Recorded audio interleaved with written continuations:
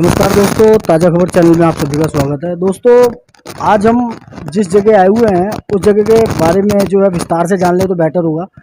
हम आज आए हुए हैं सुल्तानपुरी में, जहाँ पे इन्होंने कल जो कांवड़िए जल लेकर आए थे, तो यहाँ पे जितने अपने मुस्लिम भाई हैं इन्होंने सबने कांवड़ियों का बेहद ज़ोरदार स्वागत किया।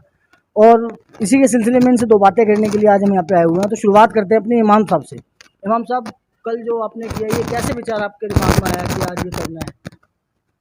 साहब मैं बतलाऊं कि ये हमारा पहला विचार नहीं है। हमारा जो भी त्यौहार आता है हम सब मिल के यहाँ पर एक दूसरे को, हमारे उस्मान भाई है, ज़िम्मेदार है, हाजी शाहिद है, सावेज भाई है और हाजी गुलाम रसूल है, अब्दुल सत्तार साहब हैं, सब मिल कर के वो दिवाली हो या और कोई त्यौहार हो, रक्षाबंधन हो, एक दूसरे को बधाइयाँ देते हैं और मोहब्बत का पैगाम देते हैं।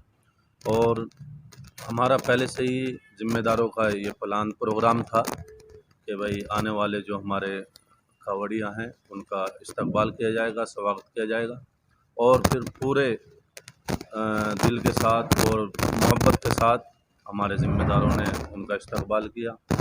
और ये पैगाम देना है हमारे सुल्तानपुरी वासी और पूरे मुल्क के लोगों को कि इसी तरीके से मिलजुल करके हम आपस में प्यार मोहब्बत और सद्भावना का माहौल बनाए रखें।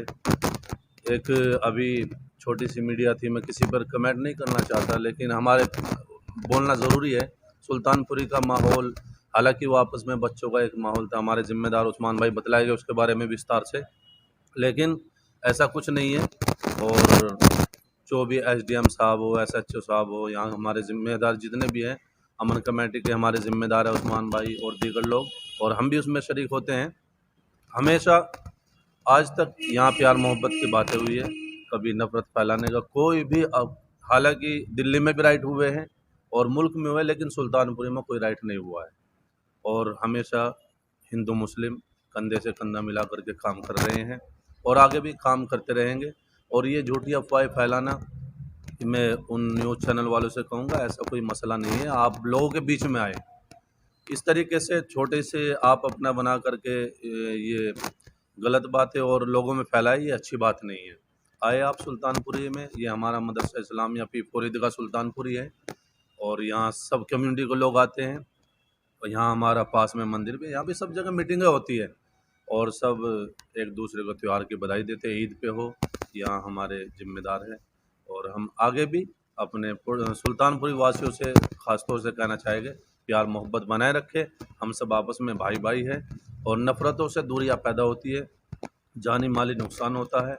हम यही सबसे अपील करेंगे, मैं खुसूसन अपनी तरफ से मौलाना दिलशाद कासमी ईदगाह सुल्तानपुरी के इमाम साहब, कि आपस में प्यार मोहब्बत से रहे। प्यार मोहब्बत से रहेंगे तो यहाँ सुकून रहेगा, अमन रहेगा।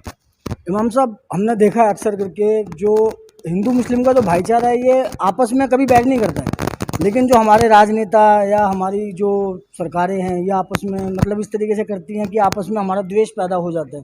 तो इस बारे में क्या कहना चाहेंगे?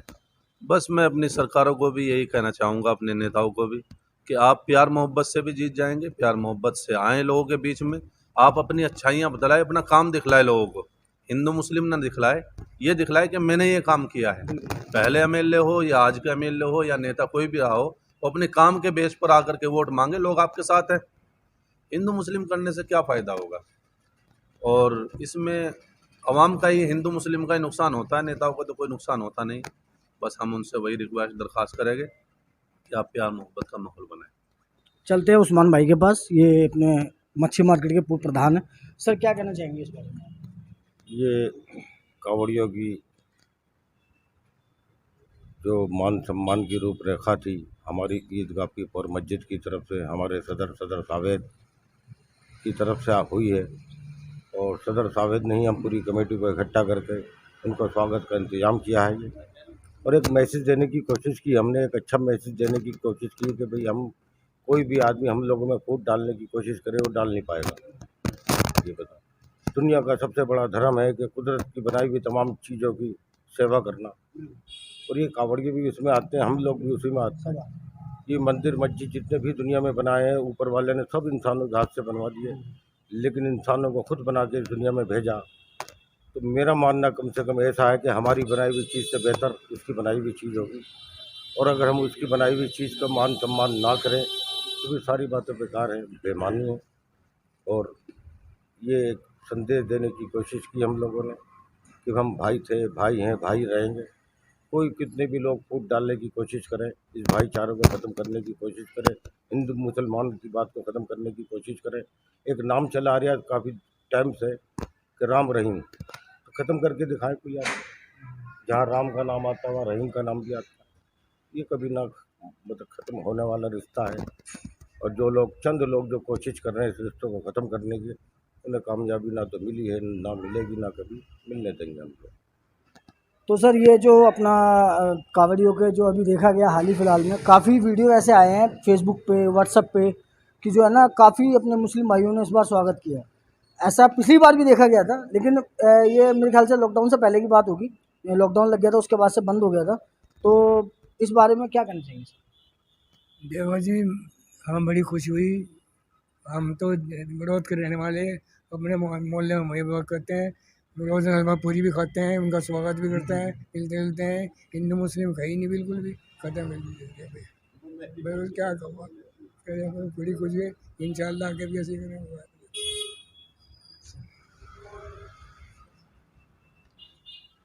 और कोई संदेश देना चाहेंगे सर आप देश के लोगों के प्रति, बच्चों के प्रति, आने वाली पीढ़ियों के प्रति? क्योंकि ये जो जिस जगह हम खड़े हुए हैं यहाँ से बच्चे अपना भविष्य लेके पैदा होते हैं। हम मस्जिद में हैं एक्चुअली अभी, और मस्जिद में जो है आप देखिए, कैमरामैन से दरख्वास्त करूँगा पर दिखाएंगे। ये जो है पूरा मस्जिद है, दिखा दो ऐसे करके। और यहाँ पर जो है ना बच्चे शिक्षा लेने के लिए आते हैं, हमारे देश का भविष्य तैयार होता है। हाँ, और अगर हम यहाँ पे एक अच्छे भविष्य की तैयारी करते हैं, बच्चों को अच्छी शिक्षा देते हैं, तो वो ऐसे माहौल को पैदा ही नहीं होने देगी जो माहौल जो आजकल बन रहा है, जो स्पष्टीकरण हो रहा है हिंदू मुस्लिम के बारे में बताया जा रहा है, लेकिन असलियत में ऐसा कुछ भी नहीं है। क्योंकि घर के भीतर घुस के ही घर के भीतर के हाल पता लगते हैं, बाहर से तो दुनिया कैसे क्या कहती है कुछ नहीं है।